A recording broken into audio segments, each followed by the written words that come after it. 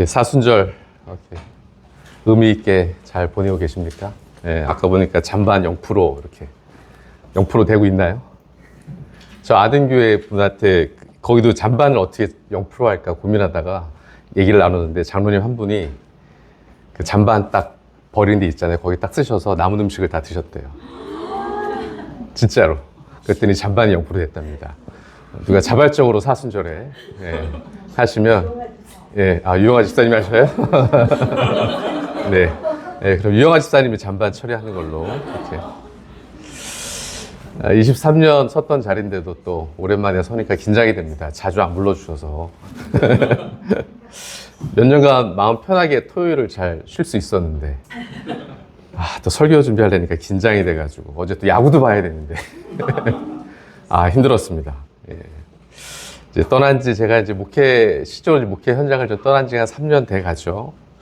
그러다 보니까 이제 가끔씩 23년의 목회를 이렇게 제가 반추해보고 되돌아보는 기회가 이렇게 생기더라고요. 두 가지 정도 제가 깨달은 게 있어서 좀 나누려고 합니다. 먼저 얼마 전에 은퇴하신 그 목사님 한 분의 어떤 짧은 글을 제가 접한 적이 있어요. 그분이 신학교를 졸업하고 남들이 다 꺼려하는 시골을 아주 작은 외진 시골로 내려가서 20명 남짓하는 교인들과 함께 목회를 40년 동안 하시다가 이제 은퇴를 하게 되면서 스스로에게 물어봤답니다. 젊은 목사가 시골 외딴 교회에 와서 목회를 40년 동안 하면서 섬긴 것과 시골 교회의 성도들이 그 목사와 성도들을 위해 일상을 바쳐 섬긴 것 중 어느 것이 더 큰 헌신일까? 그럼 뭐가 더 큰 헌신일 것 같습니까? 그 목사님은 돌이켜보면서 답은 명확했다고 합니다. 자신이 아니라 그 몇 분의 성도들이 젊은 그 목사와 교회를 위해 바친 40년의 세월이야말로 더 큰 헌신이었다. 저도 사실 그 길을 읽기 전까지는 솔직하게 내색은 제가 잘 안 했지만 제가 더 헌신했지 이런 생각이 있었는데 그걸 읽으면서 그냥 그렇지 내가 어리석었구나. 내가 어리석었다. 내가 교만한 마음으로 목회를 했으니 우리 낮은 자의 교인들이 얼마나 힘들었을까. 첫 번째로 좀 죄송한 마음, 제 깨달음을 전합니다. 두 번째는 좀 사회복지사로 일하면서 저를 만나는 사람들이 이제 조금만 저랑 얼굴을 익히면 대부분 저에게 꼭 물어보는 질문이 있어요. 뭘 것 같으세요? 일해보니까 목사와 복지사 중에 뭐가 더 힘드세요? 뭐가 더 좋으세요? 이렇게 질문하는 사람 없더라고요. 뭐가 더 힘드세요? 저는 일말의 망설임도 없이 목회가 더 힘들었습니다. 이렇게 얘기를 했습니다. 이렇게 주저함 없이 제가 이렇게 목회가 힘들었다고 얘기하면서 왜 힘들게 느껴졌을까? 이걸 생각해 봤어요. 목회가 힘들다고 생각했을 때 그때가 어떤 상황이었는지 이제 추측해 봤죠. 많은 목회자들이 공감하는 내용이기도 한데요. 목회나 이렇게 설교한 대로 막 준비를 막 하잖아요. 막 계획을 짜고 목회 막 어떻게 하자, 올해는 어떻게 하자, 설교 또 막 부흥회 때 막 준비해서 하면 교인들이 바뀌길 기대하는데 안 바뀌는 거죠. 힘들다는 생각이 그때 들었던 것 같아요. 제가 좋아하는 헨리 나우엔 얼마 전에 제가 꺼내서 다시 한번 그래서 교회 왔다가 바자회 회의 때문에 왔다가 읽어봤는데 안식의 여jo라는 책이 있습니다. 여기서 보면 이거죠. 사람이 언제 안식을 누리는가? 이게 이제 그 질문이에요. 사람이 언제 평안을 누리는가? 마음이 편해지는가? 헨리 나우엔은 여러분들이 아시는 분들은 아시겠지만 선망받는 하버드대 심리학 교수였습니다. 사람들이 막 부러워하는 그 직업이었고 존경받는 자리였지만 정작 본인은 언제나 분주해서 마음의 행복감, 편안함을 누리지 못했다는 거예요. 그래서 어느 날 과감하게 교수직을 벗어던지고 라르시라는 공동체에 들어가게 됩니다. 그리고 아담이라는 사진에 나온 지적 장애인을 만나서 그 아담을 그 한 명만을 10년간 돌보면서 마침내 행복과 영성을 회복했다고는 기록하고 있습니다. 우연인지 모르겠지만 헨리 나우엔과 아담은 같은 해, 96년 같은 해에 하나님의 부름을 받게 됩니다. 책에서 이렇게 말합니다. 사람이 언제 안식을 누리게 되는가? 그는 이렇게 말을 합니다. 타인에 대해 고쳐주려는 마음을 버렸더니 마음이 편안해졌다. 뭐라고요? 타인을 고쳐주려는 마음을 버렸더니 마음이 편안해졌다. 우리 부모님들이 자식들 볼 때마다 왜 불편하죠? 고쳐주려고 하니까. 막 고칠 게 막 보이니까. 누가 그러더라고요. 도가 있는데 최고의 도가 뭔지 아냐? 뭘 것 같으세요? 냅도랍니다. 냅도. 냅도 그냥 냅도. 그래서 저도 요즘 우리 아들 냅두고 있습니다.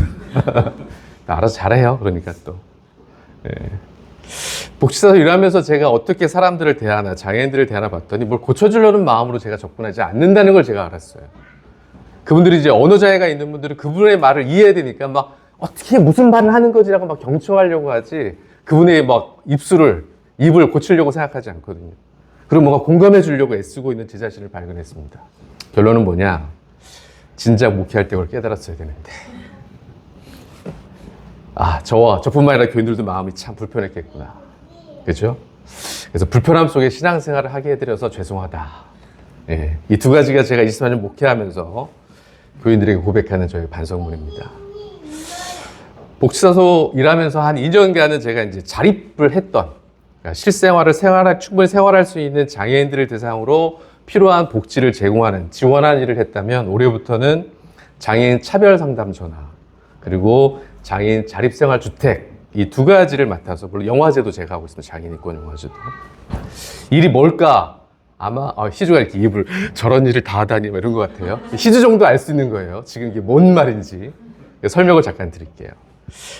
장애인 자립생활주택이 뭔가, 이제 장애인들이 성인이 되면은 시설에서 나오든지 가정에서 자립을 해야 될 때가 있습니다. 국가에서 주택을 마련해줘요. 2년에서 최장 6년까지 거주할 수 있도록 지원하는 시스템입니다. 물론 이제 수급자를 대상으로, 최상위 대상으로, 아니면 연고지가 없거나 뭐 부모가 가족이 없거나 이런 사람들을 대상으로 하는 거죠.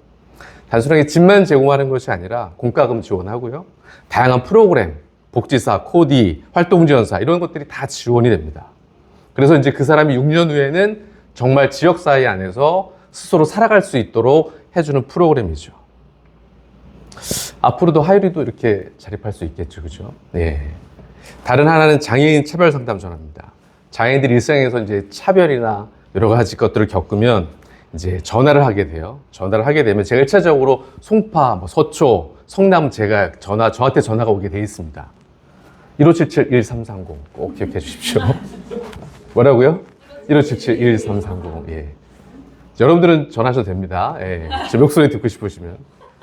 그래서 상담 내용 가운데에서 법률적인 대응이나 소송이 필요한 경우에는 제 선에서 끝나는 것이 아니라 저희 단체 인권 변호사들이 있어요. 그래서 연계해서 실제 소송까지 승소를 하기도 하고 패소를 하기도 합니다. 전화 상담하는 게 그래도 이게 적성에 좀 맞더라고요. 목회했던 그게 좀 도움이 되는 것 같아요.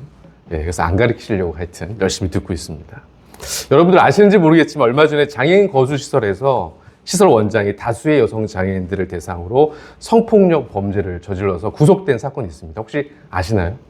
지난주 바자회 회의에서 이렇게 얘기했더니 모르시더라고요. 이게 또 관심 있으니까 보이는구나. 그쵸? 제가 뭐 증시에 대해서 제가 뉴스를 본 줄 제가 기억하겠습니까? 그죠? 같은 것 같아요. 사건이 발생한 지역은 인천이어서 제가 직접 관여했던 일들은 아니지만 매우 가슴 아픈 일이었습니다.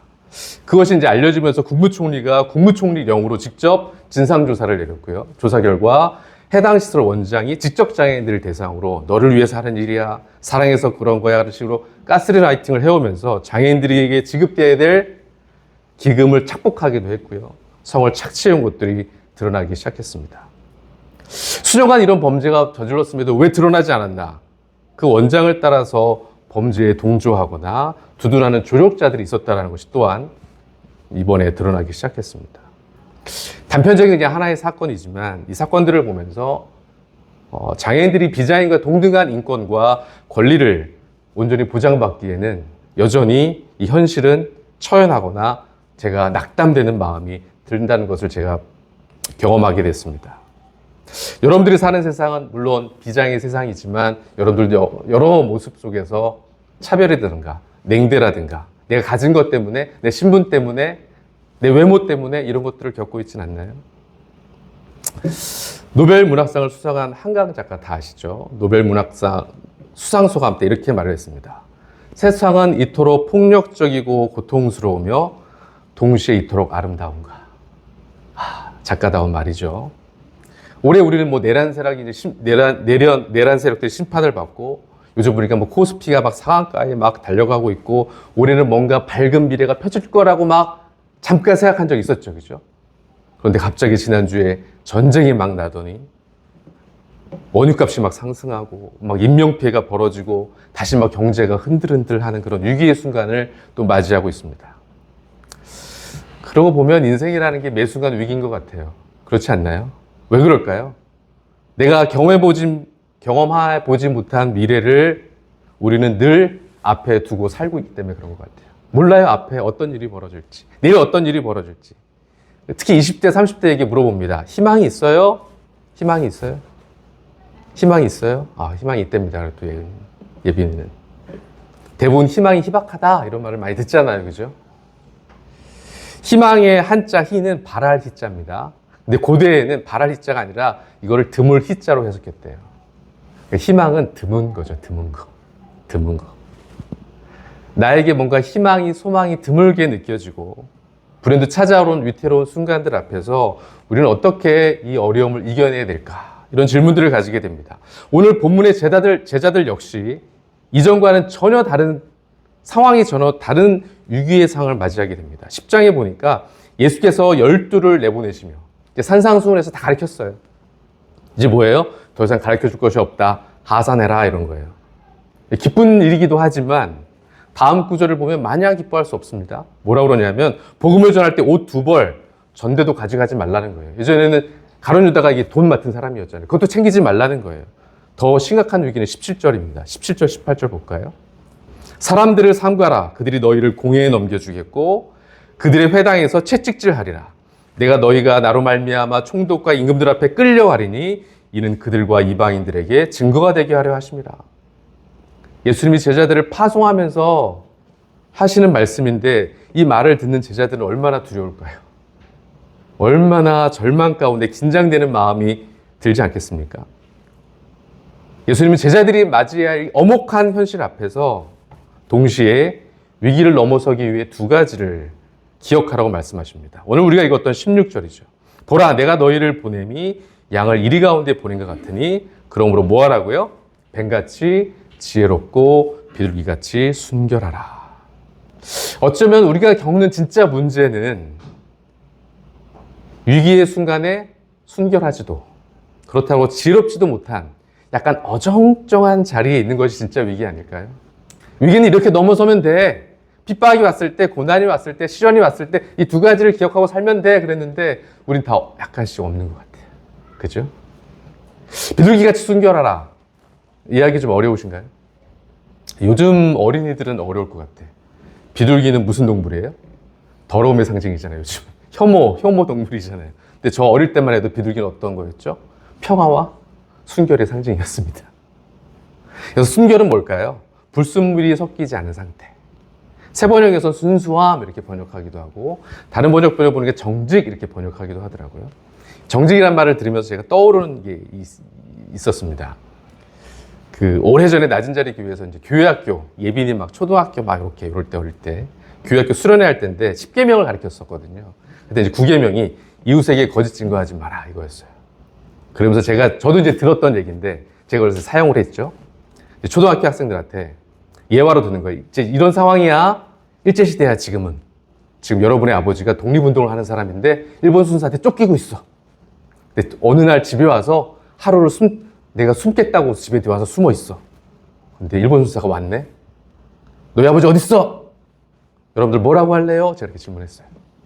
그랬더니 예빈인가 혜민인가 모르겠어. 하여튼 벌써 울려고 그래. 이걸 어떻게 말을 해야 되나. 쉽게 거짓말 하지 말라고 그랬는데 우리 아버지 잡혀가면 안 되는데 막 울려고 막 준비하고 있어요. 근데 어떤 아이가 그랬던 기억이 나요. 10계명에 거짓말 하지 말라고 그랬잖아요. 우리 아버지 여기 있어요. 이렇게 대답할 거래요. 여러분 이게 정직인가요? 이게 정직일까요? 이건 순결도 정직도 순진도 아닙니다. 비둘기같이 순결하라. 제가 표현하면 이렇습니다. 세상의 가치와 타협하지 않고 순전한 말씀을 따르는 것. 뭐라고요? 세상의 가치와 타협하지 않고 순전한 말씀을 따르는 것. 그것이 순결이 아닐까. 이해되셨죠? 그죠? 그럼 뱀같이 지혜로워라.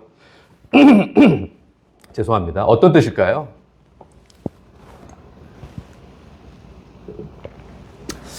뱀같이 지혜로워라. 우리 뱀을 별로 안 좋아해서, 그죠? 창세기 때부터 뱀은 우리한테 별로 좀 이렇게 적대적이잖아요. 누가복음 16장에 보면 예수님이 비유를 하나 드시는데 불의한 청지기. 뭔지 내용 안다 모른다. 네, 모르는 표정이죠. 주인의 재산을 다 탕진한 불의한 청지기가 있었는데 주인에게 그것이 발각된 거예요. 너 내가 맡겨놓은 돈으로 이렇게 막 탕진하고 살았어? 너 이제 끝이야. 한마디로 이제 잘리게 된 거죠. 당장 잘려서 이제 길 밖에 나가게 생겼어요. 이 불의한 청지기가 어떻게 합니까? 장부를 가져와요. 주인의 장부를 가져와서 빚진 사람들을 막 불러요. 주인의 빚진 사람. 한 명씩 불러다가 너 장부에 1,000만 원 빚졌네? 500만 원 해줄게. 너 600만 원 빚졌네? 200만 원 해줄게. 다 가격을 낮춰서 가짜 장부를 만들어줘요. 그랬더니 예수님께서 그 비유에서 누가복음 16장 8절이에요. 우리 함께 읽어볼까요? 시작. 주인이 이 옳지 않은 청지기가 이를 지혜 있게 하였으므로 칭찬하였으니 이 세대의 아들들이 자기의 시대에 있어서는 빛의 아들들보다 더 뭐라고요? 지혜로움이라. 이해된다 안 된다? 예수님 너무 잘하셨어요. 손 들어보세요. 이해 안 되잖아요. 주인을 지금 속였어요. 자신의 안위를 도모하기 위해서 거짓말을 했어요. 근데 불의한 청지기한테 뭐라고 그래요? 믿는 자들, 빛의 아들들보다 이 시대의 불의한 청지기가 더 지혜롭다. 여기서 핵심은 이거 거짓말해도 되네? 남을 속이라는 얘기가 아닙니다. 괜찮다는 얘기가 절대 아니에요. 돈보다 사람을 얻는 것을 더 중요한 가치로 여겼구나. 요거를 말씀하고 싶었던 거예요. 근데 제가 드리고 싶은 말씀은 핵심은 빛의 자녀들에게도 뭐가 필요하다? 세상의 지혜로움이 필요하다. 이 지혜를 너희들이 가지고 있어야 된다. 뱀 같은 지혜로움이 필요하다. 초대교회 어거스틴은 뱀의 지혜를 이렇게 설명했어요. 뱀이 늙으면 허물을 벗듯이 우리도 옛자를 벗어버리고 새 사람이 되기 위해 노력하기 위해서 세상의 현명함이 필요하다. 제가 목회를 뒤돌아보면서 순결, 세상의 가치와 타협하지 말고 순전한 말씀대로 어떻게 살아봐야지 여기에 대해서는 나름 노력을 했던 것 같아요. 목회하면서. 인정해 주시나요? 네, 감사합니다. 근데 반면에 세상의 지혜를 가져오는 것에서 되게 주저했던 것 같아요. 솔직히 말하면 잘 몰랐던 것 같아요. 한몸살이를 저희가 막 이렇게 준비하면서도 우리가 말씀대로 가족이래잖아. 한번 가족같이 살아보자. 서로 책임져서 돌보면서 살아보자. 했는데 가진 게 너무 없는 거예요, 우리가. 여기서 뭐 다른 거 말하는 거 아닙니다. 사랑이 좀 많은데 뭔가 보이는 것들을 뭔가 하려고 하니까 너무 부족해 보이는 거예요. 거기서 오는 부담감이 정말 저를 무겁게 짓누르곤 했었습니다. 제가 안식년 때 23년이죠. 안식년 때. 그래서 우리 교인들이 점점 노령화 돼가는데 건물도 노령화 돼가고 우리 어르신들도 저도 노령화 돼가는데 뭘 할 수 있을까 고민하다가 뭔가 해야 될 것 같은데 제가 요양보호사 자격증 땄잖아요. 그때. 그래서 뭔가 우리 태국 삼촌이 살 수 있는 게 있지 않을까? 그런 고민도 했었거든요. 지난해인가요? 준영이가 그 교회에서 청년 문화생활 한다고 뭐 이렇게 문화기금 받았다고 엄청 좋아하더라고요. 그걸로 뭘 했는지, 레고를 샀는지 뭘 했는지 모르겠지만, 지금도 주고 있나요? 굉장히 좋은 일 하고 계신 거죠. 근데 여러분, 송파구에서도 청년지원금 주는 거 알고 계시나요? 송파구에 매년, 송파구에 1년 이상 계속 거주한 청년에게 1인당 20만 원의 모바일 상품권을 지급하고 있습니다. 송파구 홈페이지에서 신청만 하면 돼요. 또 송파구에서는 취업 장려금, 취업이 아직 한 미취학 청년들에게 50만 원씩 신청하면 받을 수 있습니다. 이 청년 기금들이 하늘에서 떨어진 꽁돈이 아니잖아요. 여러분들이 피땀 흘려서 어렵게 번 돈으로 국가 세금으로 지급하는 거예요. 국가 세금으로 얼마든지 이 일을 할 수 있다는 거죠. 근데 교회 10의 2조. 너무 아깝지 않을까요? 국가 세금으로 할 수 있는데. 이 돈을 좀 더 절박한 사람들에게 쓰면 좀 어떨까요? 1,000만 원 버는 사람이 10의 2조 100만 원 내는 거는 여가비로 정도로 여길 수도 있지만 100만 원 받은 사람이 10의 2조로 10만 원 낸다? 자기 생존과 관련된 생계비일 수 있습니다. 예를 들어서 저와 제 아내가 뭐 없어졌어요. 하율이 어떻게 하면 될까요? 저는 낮은 자리에서 전심으로 막 도와주려고 막 애쓸 거라는 걸 의심하지 않습니다. 근데 어떻게 돌봐주실 거예요? 어떻게 돌봐줄 거예요? 첫 번째 기억나는 게 떠오르는 게 우리 기도시사님 활동지원사 우리 하율이 해주면 제가 마음은 놓일 수 있겠다. 그죠? 그런데 단지 돌봄만 하율이한테 필요한 게 아니잖아요. 매주 받아야 되는 전문 재활치료비, 주간보건센터 이용료, 살아가기 위한 주거비용 등등 교회에서 어떻게 책임져 주실 겁니까? 마음은 굴뚝 같은데 제가 지금 말씀드린 이 비용들은 하율이가 성인이 되면 국가와 세금, 복지 시스템 안에서 어느 정도 해결이 됩니다. 물론 신청을 해서 선정이 돼야 돼요. 선정되는 게 쉽지만은 않지만. 그럼 교회에서 화해를 위해서 뭐 해주면 될까요? 제가 예전에 말씀드렸던 것처럼 저는 세상의 복지를 한마디로 차가운 복지다 이렇게 정의 내렸어요. 필요한 사람에게 찾아와 주지 않습니다. 절대 먼저 와주지 않아요, 국가는. 필요한 사람이 어렵게 정보를 찾아서 신청을 해야 돼요. 신청한다고 또 다 되는 것도 아니에요. 그리고 복지 시스템은, 국가의 시스템은 기본적으로 굶어 죽지 않을 정도까지만 책임져 줍니다. 그래서 최저생활보장제도 이렇게 말을 하는 거죠. 그리고 복지 혜택을 내가 받고 있더라도 거기서 하나만 뭔가 자기에서 벗어나도, 아니면 일시적으로 내가 조금 생활이 좀 더 나아져도 기존의 지원은 모두 제한됩니다. 그러니까 그 결과 잠깐 좋아진 건데 다음 달에 또 어려워지는데 그 좋아진 것 때문에 다시 그 사람은 복지 혜택을 받을 수 없고 복지 사각지대에 내몰리게 되는 거죠. 그 공백들을 우리는 수많은 송파 세모녀 사건 이런 것들이 있잖아요. 그런 것들을 통해서 우리는 보게 되는 거예요. 그리고 공백 때문에 고통받는 사람들이 여전히 존재합니다. 사람과 사람이 만나야 되는데 서류와 돈이 만나기 때문에 이런 공백들이 생기는 거죠. 저는 이 공백들을 그리스도인들이, 낮은 자리 교회가 여러분들이 채워주면 된다 생각합니다. 10년간 해온 바자회가 그런 거 아니겠어요? 복지 사각지대에 있던 사람들에게 여러분들이 작은 노력을 해와서 그들에게 작은 일들, 오늘 보고를 듣겠죠. 봤어요. 지난해 1,000만 원 드디어 넘어섰죠. 10년이 됐는데 이렇게 생각해보니까 정확하게 자료들이 막 날아가고 그래서 없어져가지고 컴퓨터에서 정확히 얼마인지 모르겠는데 한 1, 2년 지나면 1억 되지 않을까요? 우리가 1억을 지원할 거다, 장애인들. 상상해 본 적 있으세요? 처음에 막 200만 원 모였다고 너무 좋아했던 기억이 나는데, 그죠? 저는 그 공백, 세상의 차가운 복지에 교회가 비둘기같이 순결한 사랑, 따뜻함을 더하면 어떨까, 이런 따뜻한 복지를 생각해 보게 됩니다. 저는 낮은 자리 교회에 사회복지사, 활동지원사, 요양보호사, 재활치료사, 보육교사, 이런 자격증 가진 분들이 좀 많았으면 좋겠어요. 세상의 지혜와 하나님의 사랑이 만나서 막 서로 입맞춤을 하는 거죠. 그러면 정말 필요한 곳에, 정말 아름다운 곳에, 의미 있는 곳에 우리의 사랑이 그 공백을 메워가지 않을까요? 간두지 말고 열심히 하세요, 희주. 말씀을 마치려고 합니다. 창세기에 보니까 하나님이 요셉에게 말해요. 너는 형통하리라. 형통의 의미가 뭐죠? 앞길이 열려있다, 이런 뜻이. 앞길이 열려있다. 근데 그 다음 장면이 뭐예요? 노예로 팔려가는 거예요. 이게 앞길이 무언 열려있는 거예요. 위기나 고통 그 자체는 절대 형통함이 아닙니다. 그렇다고 형통이라는 것은 위기가 없다는 말도 또한 아닙니다. 요셉은 그 위기를 어떻게 형통, 앞길을 여는 기회로 만들었을까요? 저는 그냥 간단하게 정리하면 이렇습니다. 보디발의 아내가 요셉을 유혹할 때 뭐라고 그래요? 내가 어찌 하나님 앞에서 득죄하리요? 세상의 가치와 타협하지 않고 순결한 말씀을 따르겠다고 결단했던 거죠. 또한 요셉은 어떻게 자기의 가족과 이스라엘을, 애굽을 형통한 나라로 만들었습니까? 애굽의 총리라는 세상의 지위를 가지고 풍년과 가뭄의 때를 분별해서 문제를 해결했던 것이죠. 총리가 아니었으면 가능했을까요? 요셉은 하나님을 향한 순결한, 그리고 동시에 세상의 지혜로 형통함을 이뤄냈던 것을 기억했으면 좋겠습니다.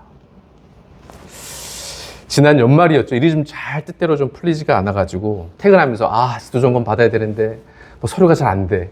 요즘 이런 거 고민하고 있어요. 침체된 마음에서 이제 딱 퇴근하면서 이어폰을 꽂고 찬양을 하나 듣는데 제목이 이거더라고요. 내용이 이거더라고요. 보니까 주가 일하시네. 혹시 아시나요? 네, 오래전 찬양이더라고요. 저 잘 몰랐었는데 가사를 들으면 이렇습니다. 유빈아, 반주 좀 해줄래? 아까 예전에 얘기했는데 그때나 지금이나 우리 유빈이는 동일하십니다. 동일하셔. 내가 이 본문 읽으면 반주해줘 그랬거든요. 유빈이 나와서 좋습니다. 사람 변하면 안 돼요. 내용은 이렇죠. 날이 저물어 갈 때, 빈들에서 걸을 때, 그때가 하나님의 때. 내 힘으로 안 될 때, 빈손으로 걸을 때, 내가 고백해 여호와 이래. 주가 일하시네, 주가 일하시네. 신뢰하며 걷는 자에게. 우리 찬양을 들으면서 제가 찬양을 할까 그랬는데 찬양 인도한 지가 너무 오래돼서 안 될 것 같아요. 우리 기도합시다. 기도하면서 다시 찬양의 가사를 한번 묵상하길 바랍니다.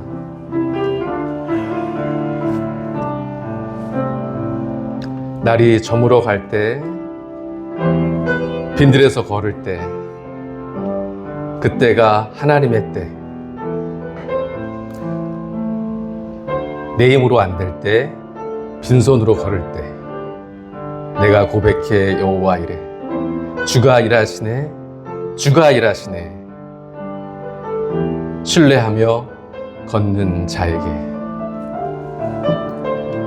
기도하겠습니다. 함께 기도합시다. 주님,